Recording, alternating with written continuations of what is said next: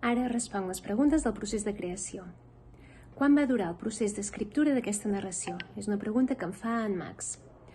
Jo penso una mica als relats, quin format els hi donaré i com els escriuré, però bàsicament quan soc davant de l'ordinador és quan em surt tota la resta d'inspiració.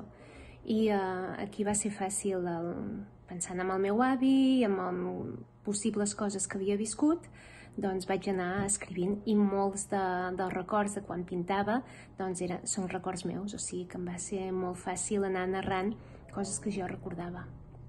Què et va inspirar o motivar per escriure aquesta història? És una pregunta de l'Ona. El meu avi.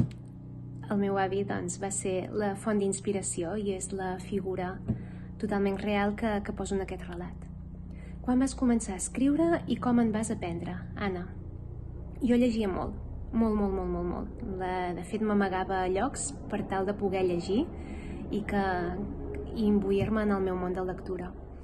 Però quan amb 40 anys vaig anar a viure fora, a Polònia i ara després a Massachusetts, vaig començar a escriure.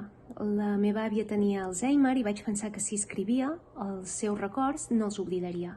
Els va oblidar, però va ser el punt de partida de jo començar a escriure. I he escrit molt, potser massa.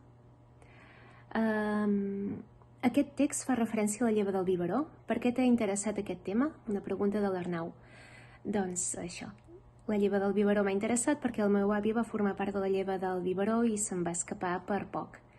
I vaig llegir els 115 dies de l'Ebre de l'Assumpta Montellà, vaig llegir un llibre sobre en Jan Karski de la Revolució Polonesa i una mica de tot em va acabar d'ambientar amb els primers moments que he escrit el text.